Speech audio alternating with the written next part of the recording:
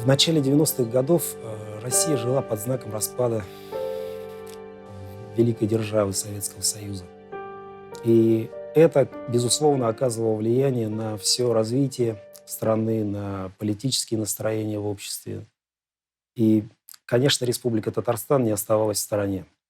Надо сказать, что политические процессы того времени обострились в период перестройки. Перестройка, начатая с приходом к власти нового генерального секретаря КПСС Михаила Горбачева, она запустила новые процессы, она обострила те противоречия, которые уже существовали в обществе, и на волне гласности, безусловно, требовалось обсуждение, реальное обсуждение накопившихся в стране проблем. Одной из важных проблем в этот период был национальный вопрос. Одним из важных компонентов этого вопроса был вопрос о полномочиях. Вопрос о полномочиях субъектов, республик. И если, скажем, взаимоотношения между союзными республиками и союзным центром были более-менее урегулированы, то взаимоотношения с автономиями вызывали больше вопросов, чем ответов. Надо сказать, что на фоне обострившихся противоречий по национальному вопросу, на фоне гласности, перестройки, все эти дискуссии велись и в прессе, и в обществе, и, безусловно, руководство страны не могло не реагировать на эти вещи. Кроме того, усложнившаяся международная обстановка заставила руководство СССР пойти на обсуждение и выйти на решение этого вопроса. Скажем, весной 90-го года, в апреле месяце, был принят закон СССР, который уравнивал в правах союзные и автономные республики. Это закон об экономических отношениях Союза СССР в союзных и автономных республиках. Практически во всех статьях этого закона, где упоминались союзные и автономные республики, они упоминались вместе. То есть, таким образом, и тем, и другим давались равные права. Но дело в том, что к апрелю 90-го года уже было несколько поздно, потому что процесс был глубже, и проблемы, накопившиеся, требовали скорейшего разрешения. А здесь, кроме закона, пока никаких механизмов реализации этого всего не было. Кроме того, в этот период обострялась борьба между союзным центром и Российской Федерацией, потому что новое руководство РСФСР претендовало на полномочия, и эта проблема, она выливалась в то, что и те, и другие искали поддержку в регионах. В этой связи позиция Ельцина, который говорил о том, что надо поддерживать эти республики, она была понятна, поскольку ему нужна была поддержка автономий, которые входили в состав РСФСР, и поэтому известно его высказывание «берите суверенитета сколько сможете». Это оно и возникло на этом фоне. То есть он тоже искал поддержки и хотел использовать эту поддержку в своих взаимоотношениях с союзным центром, в перетягивании каната с Горбачевым в их политическом противостоянии того времени. Следующим этапом развития политического процесса в России стал парад суверенитетов, когда 12 июня 90-го года Российская Федерация приняла декларацию о независимости, тем самым инициировав процесс принятия таких деклараций, аналогичных деклараций. Поэтому вслед за ней, уже с лета 90-го года, начинается республики, входящие в состав РСФСР, начинают принимать вслед свои декларации о государственном суверенитете. Не осталась в стороне и Республика Татарстан. 30 августа 90-го года была принята Декларация о государственном суверенитете Татарской Советской Социалистической Республики. То есть на тот момент никакого вопроса о выходе из Союза еще не стоял, поскольку все надежды возлагались на обновление союзного договора. И после принятия этой декларации республика рассчитывала на то, что сможет самостоятельно подписать новый союзный договор. Все усилия республиканского руководства были направлены на то, чтобы договориться с Михаилом Сергеевичем Горбачевым о возможности участия, самостоятельного участия Татарской Республики в подписании союзного договора на равных с другими союзными республиками. Однако надо говорить о том, что другие союзные республики не очень хотели того, чтобы автономии на равных с ними подписывали этот союзный договор. И Новоогаревские соглашения, когда руководство союзных республик договорилось с Горбачевым о том, что автономные республики не будут участвовать в этом процессе на равных, они как бы обрубили эту возможность. И в этот период возникло понимание того, что необходимо решать вопрос с Россией. Начинается подготовка переговорного процесса с Российской Федерацией о том, чтобы договориться о статусе республики, о том, как она будет подписывать союзный договор. И была позиция такая, что необходимо подписывать его вне делегации РСФСР отдельно, поскольку декларация о государственном суверенитете говорила о самостоятельности республики. После принятия декларации о государственном суверенитете Татарстана у республики было два пути. Либо нужно было добиться признания от Российской Федерации, признания этой декларации и дальнейшее развитие отношений между Россией и Татарстаном именно на основе этого признания. Либо нужен был референдум всенародный, который показал бы поддержку населения суверенитета. С этого момента республика начинает двигаться в направлении признания суверенитета российской стороной, и поэтому это стало одной из причин того, что начались переговоры с Россией. 12 августа 1991 года в Москве встретились делегации России и Татарстана, и переговоры начались. Переговоры о статусе республики, о том, как она будет подписывать этот договор.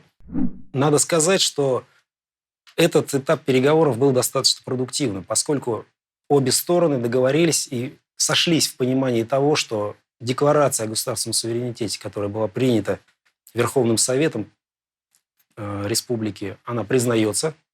Это важное было достижение. И что дальнейшие отношения между Российской Федерацией и республикой строятся на основе двусторонних договорных отношений. Это было зафиксировано в протоколе.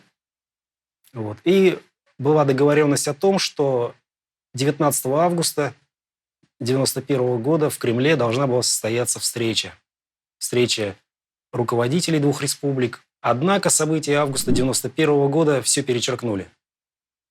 Потому что развитие событий пошло, мы знаем, не по тому сценарию, на который рассчитывали, и встреча двух президентов не состоялась. Важным этапом становления государственности Татарстана стало появление института президентства в республике. Политические процессы в этот период уже шли полным ходом и в России, и в Татарстане. И в России,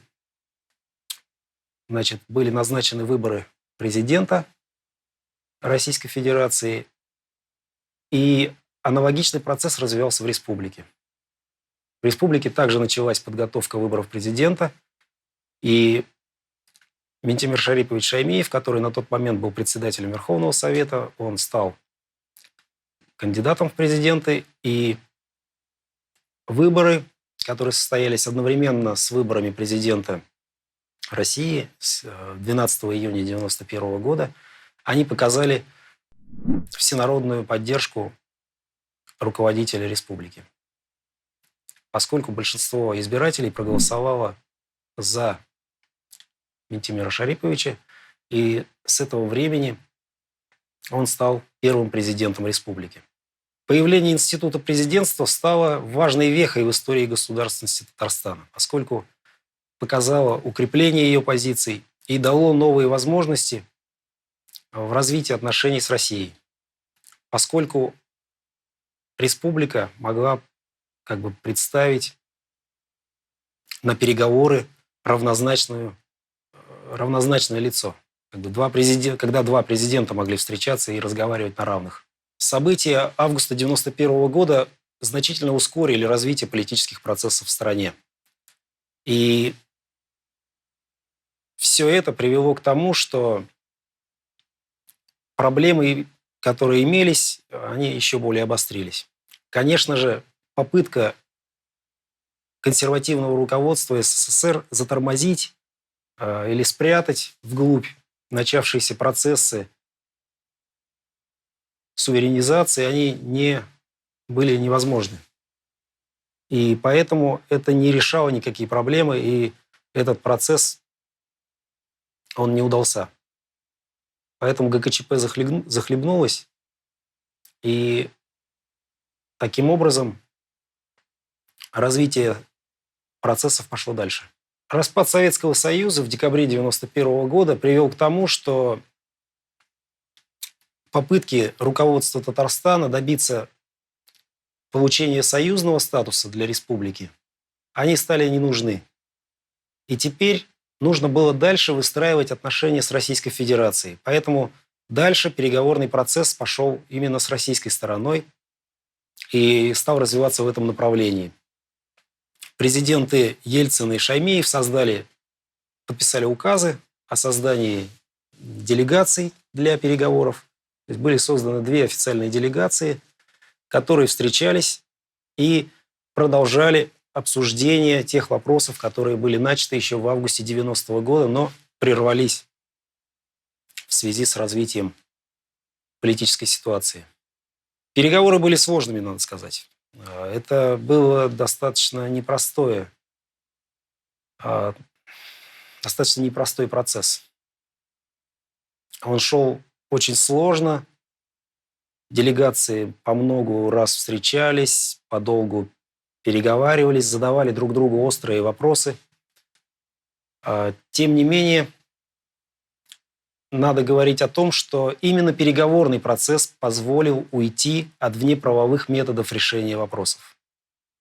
Россия, конечно, искала путь выстраивания отношений с республиками и вообще с субъектами федерации путем заключения федеративного договора в марте 1992 года. Но республику эта позиция не устраивала, потому что федеративный договор, который предлагала Москва, он противоречил уже принятой к тому моменту Верховным Советом Республики декларации о государственном суверенитете. И поэтому республика двигалась в направлении отстаивания самостоятельной, особой позиции, как это называлось в те времена. Этот переговорный процесс, он шел достаточно долго, с перепадами, с перерывами и вновь возобновлялся. На разных его этапах частично менялся состав делегаций как с российской стороны, так и с татарстанской стороны. Но, тем не менее, это согласование позиций все-таки позволило найти общие точки соприкосновения и двигаться в направлении решения сложных вопросов. В связи с тем, что переговорный процесс шел достаточно сложно и не давал сразу быстро однозначного результата, республика и руководство республики приняло решение о необходимости проведения референдума. То есть то, что я говорил уже о том, что было 2 пути после принятия декларации, да? О том, что либо это признание российской стороной декларации о суверенитете Татарстана и дальнейшее движение в этом направлении, либо путем референдума подтвердить этот результат и двигаться уже дальше от этого. Таким образом, руководство республики приняло решение о проведении всенародного референдума в поддержку суверенного статуса республики. На 21 марта 1992 года был назначен этот референдум, где ставился один вопрос о том, поддерживаете вы или нет статус Татарстана как суверенного демократического государства, являющегося субъектом международного права. И избиратели должны были ответить «да» или «нет». Несмотря на отрицательную реакцию Москвы на решение о проведении референдума, все-таки население республики единогласно высказалось в поддержку суверенного статуса. Причем Тут интересный момент такой, что референдум и вопрос, который был сформулирован на референдуме, он подвергался критике как в республике, так и в Москве. Москва, понятно, переживала за то, что Татарстан будет предъявлять новые требования, а в республике были разные позиции, потому что поляризация политических сил на тот момент была довольно сильной. Здесь и общественное разделение было по разным позициям, и даже в стенах парламента. Эти разные позиции были, и поэтому там, представители национального движения татарского, они напирали на то, что нужно более радикально ставить вопрос о выходе из Российской Федерации. Но руководство республики все-таки понимало, что выход из Российской Федерации невозможен и бессмысленен.